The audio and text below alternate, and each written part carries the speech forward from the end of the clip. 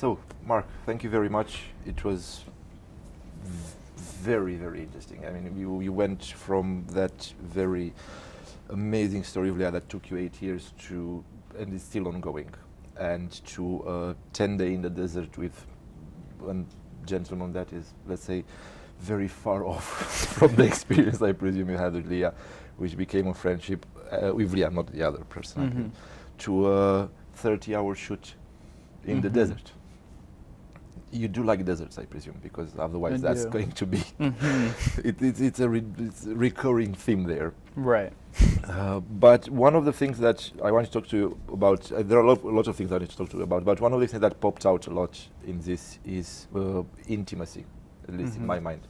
It's that connection that you have with your subject, regardless of your personal feelings, which again go from left to right to the very good friend to somebody that you don't necessarily agree with all their principles and what they do. How hard is that to achieve? It's tough. Yeah, it's kind of the name of the game for me, though.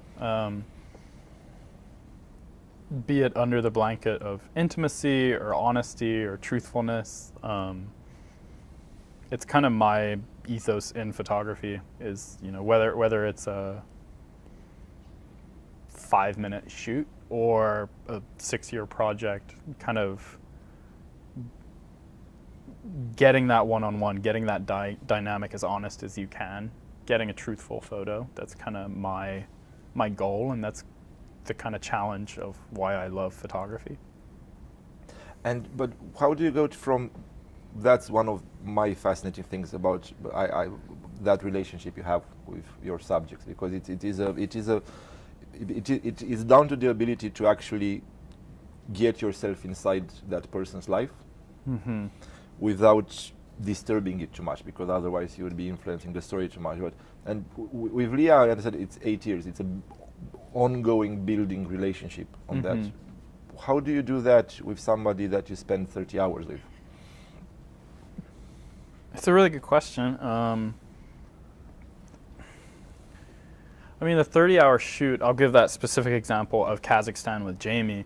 There was a lot of pre-trip planning and meetings and stuff like that.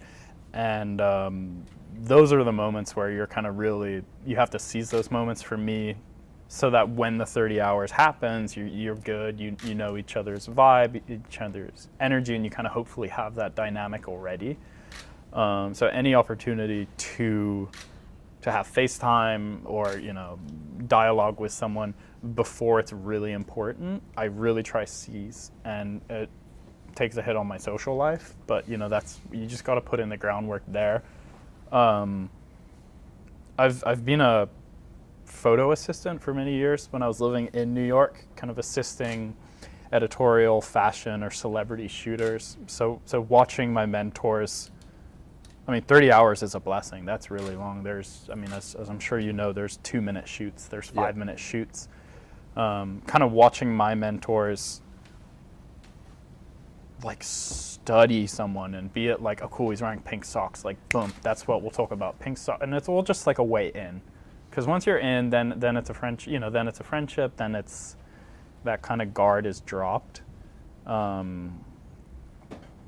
don't know. I'm a social person. I kind of love the challenge, but even before I think about taking a picture, I'm kind of always just working, you know, a dynamic out.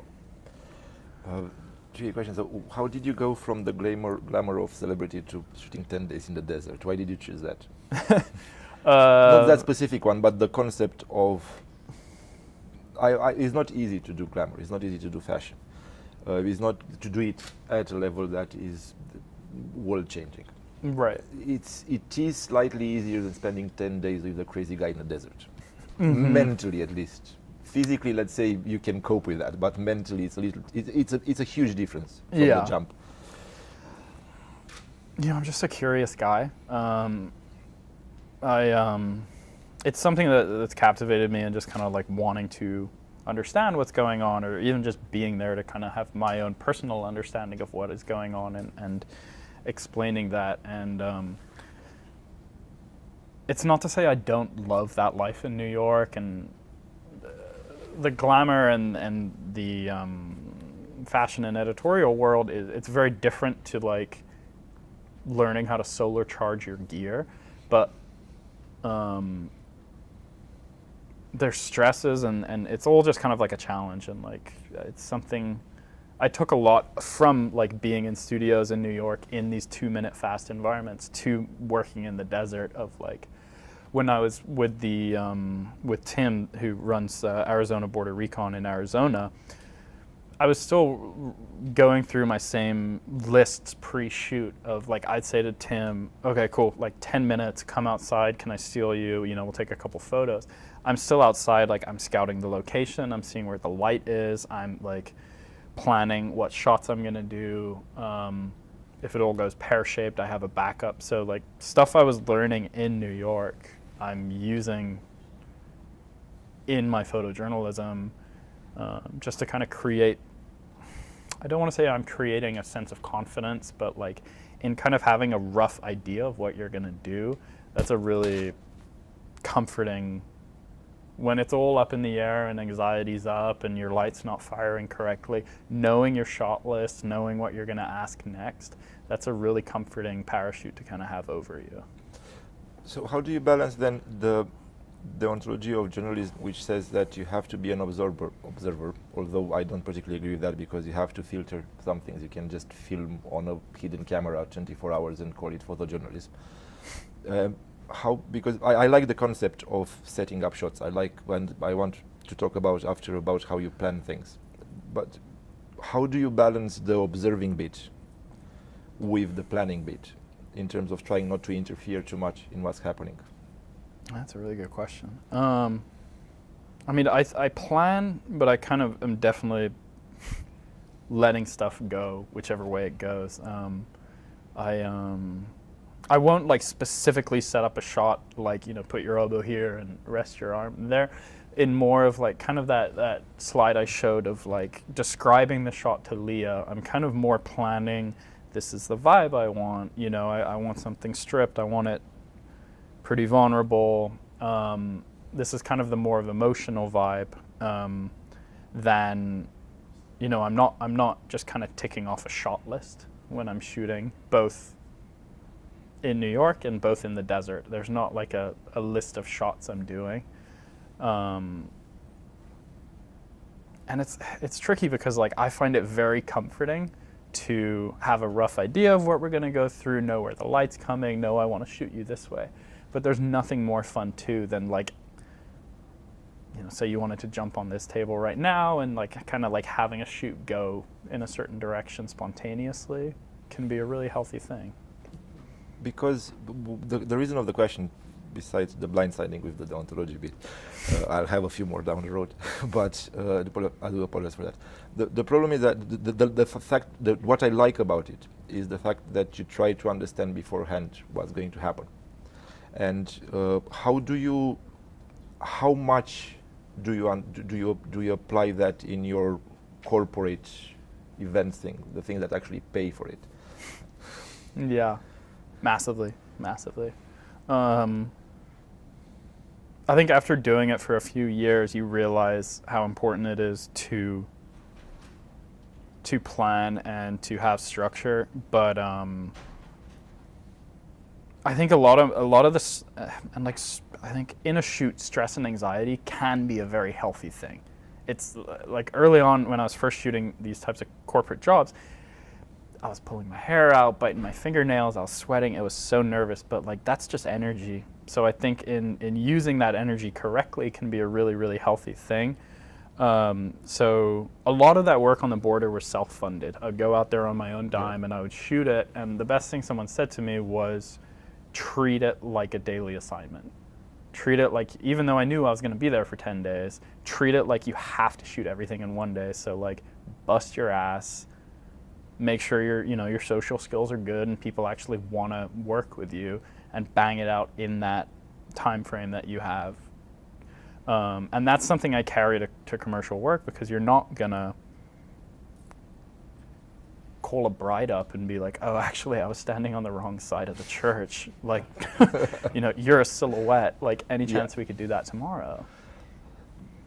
what I like about your telling is I had an editor a long time ago who I would go to a conference. I was quite young and I'm still stupid, but I was way younger at that point. And I would turn up with these stories about these interactions and these interactions. And he'll always go, so where is the table? Where is the shot of the table? Where is the establishing shot telling me that that was a shitty conference and there were 5 people at the table? Do you have that? And then, to quote a good friend of mine, you always cover your ass wherever Right. you go. And those tricks and those plannings help a lot to cover your ass, because you go and you shoot. What do I have here? I have 2 guys talking about some nice photos. I have a picture of those 2 guys, one individual, one with the room, and then I can play around. How much do you take that into your essays? Because the problem with the essays, it's very, very personal. And Right. you tell the story of Leah, but you tell the story of Leah through your feelings Mm-hmm. as much as you do it through Yeah. her feelings, because it's not a news conference, it's not a news event, it's an essay. Mm-hmm. How much of yourself do you try to put in or take out of it? I thought in the elevator we said no big questions. We'll jump on to kids and yeah, where I see myself in my life. No, No, because the next question will be, where do you stop? Because you get involved a lot. That was Yeah. the reason behind the question. You get involved a lot and you put a lot of soul into your work. yeah, and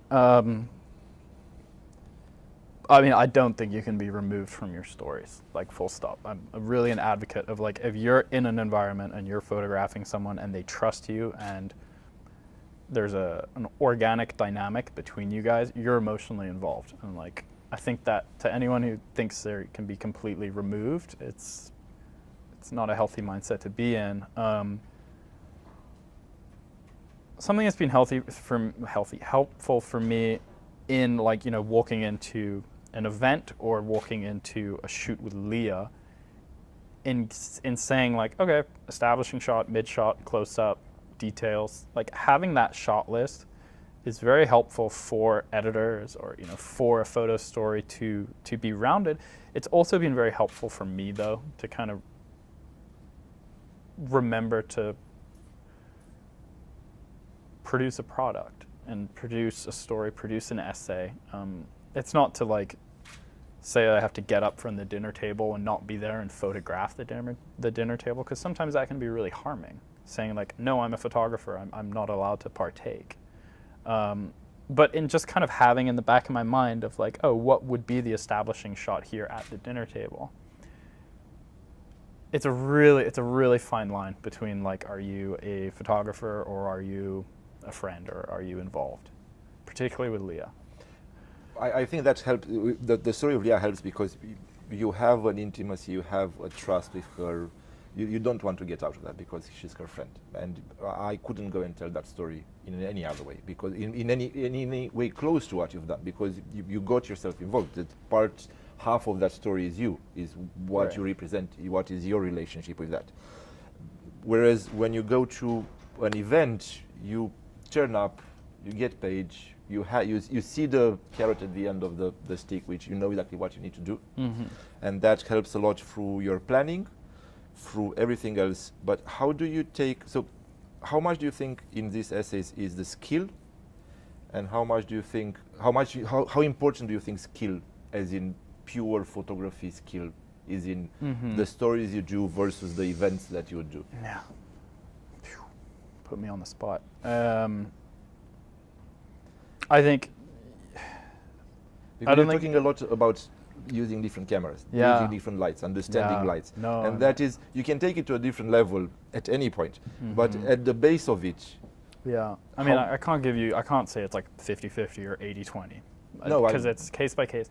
I don't think it's discussed enough the importance of social skills and dynamic and being organic, like having a genuine interaction with someone. Yes, it would look amazing on an iPhone, but, like, it would look even better with a DSLR and strobes.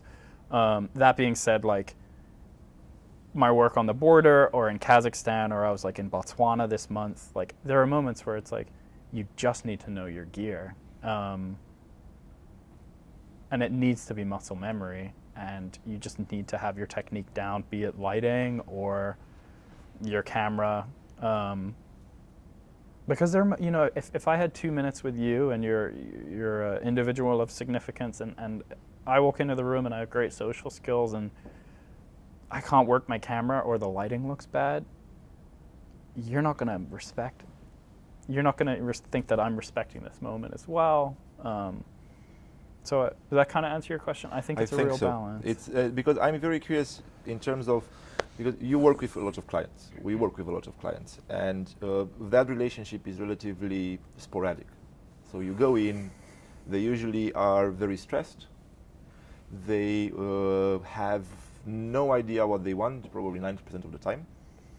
They usually they think they know what they want, and they give you some instructions that are, I've heard anything from, I don't know, I want pictures from outside the building. Can you do that? And I would go, yes, if I can fly, that would be absolutely amazing. Mm-hmm. But that social skill of talking to the client is mandatory, and the more you know what you need to do, the more calmer you are. Mm-hmm. How much planning do you do when you do a conference? Do you look at it? Do you know where we are? Yeah, I get into it. I don't know if it's from kind of being in the journalism world or just like fear of failure, but I get into it. I'm on Google Maps. I'm Googling what's been shot previously. Talking to peers like who've done stuff similar. That's been really good for me. And 9 times out of 10, I'm in my own head so much, and someone's like, "Trust me, you've got it. You'll be fine." But it's not like, I shoot a bunch of conferences, I get really used to it, and I rock up 2 minutes before call time. Like, I'm still there an hour early, kind of killing time walking around the block. It's every time I kind of embrace that anxiety. So do you build processes for yourself? Do you have cheat sheets in terms of, I know I have to go in and I have to take a wide shot, I have to take an establishing shot, and I do that, and how much of those cheat sheets, I don't need the actual cheat sheets because I think everybody has a cheat sheet of themselves, right, and they need to build one mandatory. But how easy is that on actual work itself? I mean, it's the same as photojournalism too. It's like you know what you have to do. You know what's expected of you, and you rind and grind and chat to one of like the staff who works the event and like sweet talk your way into the service elevator to get up high so you can get that shot, and that's just black and white. You have to do it. But there's always hope you can get something really gem and organic and put your own flavor on it. And that's the same with the stuff I'm doing on the border. It's the same with Leah too. Like if I know it's been 3 months and I have to have a portrait of her, I know my technique's routine enough where I know I can get it, but you kind of always leave room for the spontaneity to happen. Favorite venue? Favorite venue to shoot? It was probably that club in Hong Kong you sent me to. That was, I think, the first one, right? I thought it was a jazz club, and then there were performers pouring wax on each other. That was a surprise. Surprise to us as well. It's how much do you like the surprise in what you do? That's why I take pictures. I mean, to me, like, I love cameras. I love the technique. I love the process. But to me, being a photographer is just the best excuse. You get to live in other people's shoes, whether it's for 10 minutes or a couple of years. It's. So I'll jump out of the heavy questions. We'll go to, because your dad is here, amazing gentleman. So kids, family, getting past that. Favorite funny story about for the very sexual first job for Splento? The Dominatrix Jazz Club in Hong Kong. Yeah. I mean, it was a surprise for me, but I shot for myself. It was fun too. It was a jam. I did feel bad for the photographer we were testing out though. I remember that. Who was, I think I cut him at like 2 a.m. from the club, yeah, and he was at church at like 7 a.m. the next day. It was an interesting conversation after. I can only imagine what happened there. Yeah. In the meantime. That was the most unique shoot for Splento, for sure. Hopefully more. But how do you, because you need to separate a little bit, to take a step back and actually look what's happening and have that in the back of your head, that shot list that you need to build. How much do you want to, how hard is to take away that journalism lessons about storytelling, and keeping in mind that you have that shot list, and take it and then go to an event and actually tell the story of an event when the organizer is treating you like shit, and we all had that, where there is no light, there is not the possibility to actually set up any light, and because we both love what we do. Right. How do you feel in that moment? What keeps you going in that moment to Right. become a professional photographer, more or less, rather than actually a storyteller? Right. I just take it all personally. Like, I mean, I'm not like. It's. I mean, I'll give you that. It's really tough in situations where you're like, it's like fluorescent lights. The stage is like 40 meters away from where you're allowed to be. You just got to do. I'd really take it personally as like a personal challenge too. There's always a way around something. You got to do the best you can, but then it's like maybe you chat to one of the caterers and you're like, listen, can I go behind the stage? Like I won't use a flash. You kind of, I don't know, treat everything like an adventure and try. I mean, what's the worst they can say? No, like it's always a bit of fun for me. And then when it's tough, when clients are barking at you and things like that, I don't know. It makes the easy, fun shoots that much better. But it's like the amount of friends and mentors I have, everyone's been through the trenches, and it's par for the course. Talking about the shitty jobs we have to do from time to time, it's what do you feel is a challenge now? Because to do those lovely and amazing essays and to do your personal work, which is important because that keeps you alive and that moves you to one direction. How hard is at the moment to work in the environment as into what is the challenge for you in terms of actually being a professional photographer, in terms of making cash out of it? Yeah, big question. It's challenging. It's really tough to make a living as a photojournalist. It's tough to make a living in any one field of photography. The way I light, the way I shoot, the way I think I interact with subjects, I feel is universal, be it an expo, a commercial shoot, or in a kind of more personal photo essay environment, and that's something I'm just really trying to embrace. For every time I agree to a corporate shoot and I kind of like, okay, like maybe this is going to be a little less fun than Kazakhstan, it's a different experience, but like you gotta make it what it is, and there's always some fun from it. Like I always really do enjoy a shoot, even if it's challenging. You learn something new. No, I agree, but I don't think I've been to work so far. I've started doing photography, although now I do Excel, so it's slightly less fun. But it's still something that I find challenging, and I think that is what drives me, drives everybody at this point. Any final thoughts, so we can actually get the people some beer and move on with these boring questions? No, I mean my biggest point I make is like, photography for me has just been the best excuse. Like people open up to me and it's just been the best form of access, and it's the healthiest challenge for me. Like I do love it when the light's crap and you're in a conference room which is dark, and there's always a way around something. So it's kind of, it's the right challenge for me where I am in my life right now. You're in a very good point, I have to say. Anyway, hopefully more dominatrix and things coming. Fingers crossed. This has been fun. Do take me next time. Please. I'm looking for a challenge.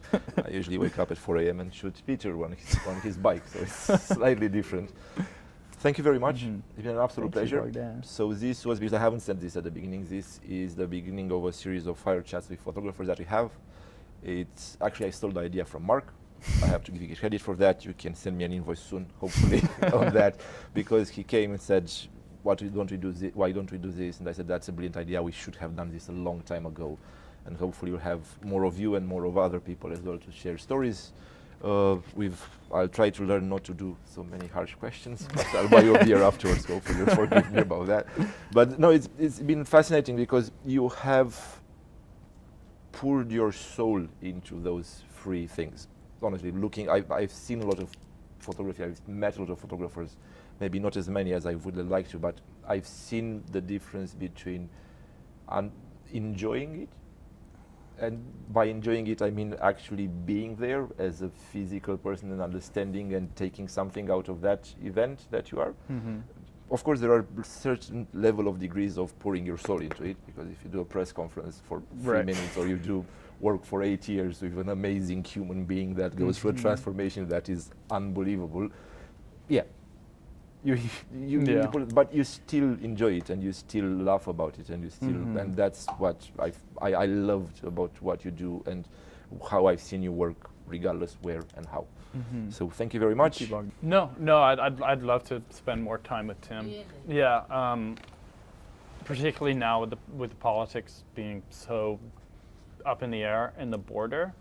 But I really feel like I've only hit the tip of the iceberg, going back to why he's really there, that sense of purpose, the kind of psychology behind not just him, but vigilantism in general is something which is really captivating me. And me putting in those 10 days with Tim, I truly feel like if I went back, we could start where we left off, as opposed to starting new. No, and you know, I have my own political opinions and my own ideals to It's great borderland. How you can just sort of keep it without showing that. I don't know how you seem such a. The things in the photographs, they seem so extreme in some of them, and it's amazing how it's good, great, and you can just keep neutral. Yeah, it's tough, and I was surprised. So I was living in Santa Fe, New Mexico at the time, which was like 6-7 hours drive away. And when I got back to Santa Fe after those 10 days, it was by no means as physically exerting as Kazakhstan, but it blew my mind how tired I was, just because of how kind of emotionally you have to be focused and there and present. So I mean, yes, I would love to spend more time with him and study there, but I had to talk to a lot of my friends to kind of debrief and decompress, to kind of get back to, I think, a more rounded state afterwards. Yeah. May I ask how many years you do photography? Maybe 9. Yeah. And did it come like straight away that you want to be a photojournalist, or it came with the time and you've been kind of trying different type of photography, and then it comes to, okay, this is what I want to do, or how did that change that you came to what you're doing now? I mean, I've tried a lot. Definitely architecture's not for me. I tried that. So how many years you doing what you love, really? Like, I mean, it's definitely, I wouldn't say like in 2012 I was like, I'm gonna do long-term stories. It's just kind of been like, I found what I really love to do, and it's kind of just developed into longer-term storytelling. But I mean, that being said, I was just in Botswana for like 25 days, and it wasn't part of the story I was on, but I really got into birding. Like, I didn't know nothing about the birds I was photographing, but like, I haven't shot birds since I was like 14, and it was just like, it was a whole different beast for me, and I loved it. It was just really calming for me. Yeah. and with the photography like projects, do you look for, like, do you have some projects in mind and you approach the clients with sort of idea, or does your clients come to you and they say, we want these, and you say, okay, this is what's Yeah, I wish I had the answer. Yeah, I would say the majority of like the longer term stuff those are mine, and I'm thinking about which publications it might be a really good fit for, because a lot of the times it's like, okay, the project might be decent, but it's just not right for X client. It might not be the right time. They might have just done a story on that. And a lot of times you need to do it's like half the battle is your marketing to like where's going to be the right place for a story. That being said, sometimes you bust your butt on like trying to find the right place for a story, and then you get an email and it's like, hey, are you free tomorrow? So it's a real. I really wish I had the answer, but. And one last question, if you Sure. don't mind. As you know, it's like lots of photographers around, and some of them do study before they start photography. Some of them just like it turns out of the hobby. Yeah. And I know you've been studying, yeah. I did study, yeah. So do you think that's really important to go study? That does you think, at least from your point of view, if that's important to go to study Yeah. photography before you do something more? It's a really good question. It's like can come naturally. Even Yeah. with the cameras you're using, how I understand you've been using different cameras. Totally. Different Yeah. I'll really go on file saying I don't think you need to go to university to be a professional photographer. I really don't. I was in school, I took some time off, and then I came back, and a huge part of me finishing university in photography, and specifically going back to the same school, was part of the network I was a part of. A lot of my professors at the time have now turned into my mentors. A lot of the kind of marketing knowledge I have came from that environment. Mm-hmm. That definitely could have been done outside of an institution if you put in the work. Mm-hmm. So I feel, a lot of my acquaintances from university who didn't put in the work, by no means have they got that network and that experience handed to them. It's kind of all what you put in. Mm-hmm. A lot of the technique, a lot of the cameras, I genuinely think you could learn from YouTube, going to like weekend conferences, having a mentor, boots on the ground. I don't think having a university degree. But I had a really positive experience from that. It's opened a lot of doors for me. Yeah. Do you have favorite camera to work with? I understand that it depends in project to project, because Yeah. as you say, this 5-minute shoot, obviously you will have some. Right, I'm not like, yeah, I wouldn't take a Hasselblad to like a corporate shoot unless you want to pay for it. I'm up for it if you Right. find Yeah. somebody. Yeah, I mean, I have an old Hasselblad, a film camera. I've tried a lot. I've shot with a lot. To me, that just works for me. The main reason being is we can have a conversation. Sorry. Film camera, yeah? Yeah, it's a film camera. It's medium format. My main reason I love it is I can be taking your portrait, having a really intimate moment with you, getting the moment right, and then I'm like, stop, freeze, look here really quick. You can become a bit of a film snob though, so like there's nothing wrong with digital cameras. But it's way nicer. I think it's just more mobile. in terms of, like, Yeah. functionality, because Yeah, it's you set a little up cheaper everything, too. Yeah. Yeah. So the fact that everyone now has a digital camera in their pocket, is that good for photography or bad? For professional photography? Yeah, great question. Loaded question. I mean, my kind of response to that is like, I shoot as honestly as I can to myself. In moments of like flash news, I think it's a real plus. I think it's a real benefit, kind of having citizen journalism. I'm with you 100% of that. And- I'm and- not allowed to answer that because that's biased, but Yeah, I'm one with you on and that. I'm not threatened by it, simply because too, I mean, I just still think a professional camera can do a lot more, depending on who's behind it. I see a lot of bad pictures, which are taken on very expensive cameras too. I take a lot of those pictures. Yeah. See, Do I you was nice see- to you.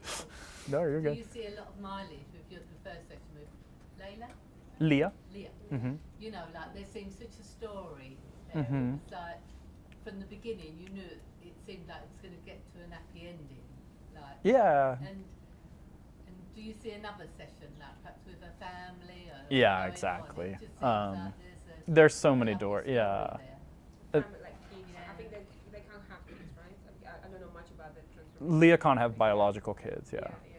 But normally that will be But there, anyone's yeah, step as I said, it's going to be a really hard project for me to finish, to end. Sorry, just because there's so many. You know, now that Leah's starting to date, now like I have images of Leah, being in her 60s and me photographing that. So, yeah. That's a matter of time, as in they're already regenerating cells from hair follicles and everything else. So give it 60 years, they would be able to make kids out of your nails. Yeah, no, it's an amazing time to be alive for sure. Perhaps if you live long enough, she'll have. Yeah. times. Mhm. Reading a book or how we call this? Knitting. Knitting. That could be the picture. Yeah, I think would be lovely. that's the plan. Yeah. Because it's a start, because we didn't hear of this, did we? Like, this is Right. so, it's lovely how anything can happen now and no one really raises their eyes, perhaps years ago when I was my younger days, Right. you didn't hear of these things, but it's so lovely in families, like families are made up of all sorts, Mm-hmm. and it's lovely now that it doesn't matter what part you are of Yeah. family, Yeah. it doesn't mean you're not a part of the family anymore. Yeah, no, it's a gem. Yeah. Quick question. Thank you. He's a nice chap, isn't he? All right.